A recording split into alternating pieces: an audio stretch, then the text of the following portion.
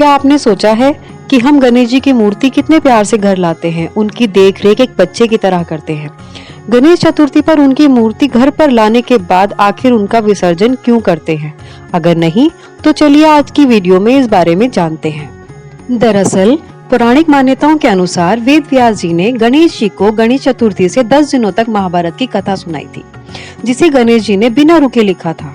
10 दिनों के बाद जब वेद व्यास जी ने अपनी आंखें खोली तो पाया कि बहुत ज्यादा परिश्रम के कारण गणेश जी के शरीर का तापमान बढ़ गया है। उनके शरीर के तापमान को कम करने के लिए वेद व्यास जी ने गणेश जी के शरीर पर मिट्टी का लेप किया। मिट्टी सूख जाने के बाद उनका शरीर अकड़ गया। तब ऋषि वेद व्यास ने गणेश जी को ले जाकर सरोवर में डुबकी लगवाई। इसलिए मान्यता है कि गणेश चतुर्थी के दिन हम बप्पा को घर लाकर उनके कान में अपनी मनोकामनाएं सुनाते हैं।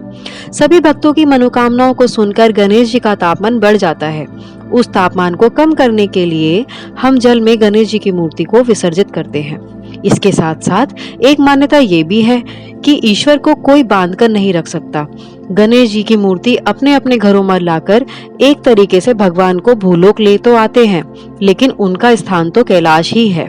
इसलिए कहा जाता है कि प्रतिमा को विसर्जित करके गणेश जी को कैलाश भेज दिया जाता है, ताकि वो सभी देवी देवताओं को ये बता सके कि भूलोक का क्या हाल है, उनके भक्तों की मनोकामनाओं को वो पूरी कर सके।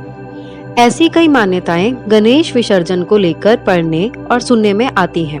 वहीं आपको बता दें कि गणपति विसर्जन अलग अलग समय पर लोग अलग अलग हिसाब से करते हैं।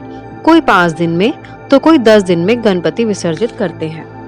इन सब को लेकर हम तो आपसे यही कहेंगे कि ईश्वर को सिर्फ एक ही चीज चाहिए है, और वो है सच्ची भक्ति, सच्ची श्रद्धा। और श्री गणेश जी को तो विघ्नहर्ता और विघ्ननाशक कहा जाता है। आशा करते हैं कि आपको विसर्जन से जुड़ी ये कहानियां, ये मान्यताएं अच्छी लगी हो। तो हमारे चैनल को सब्सक्राइब करना ना भूलें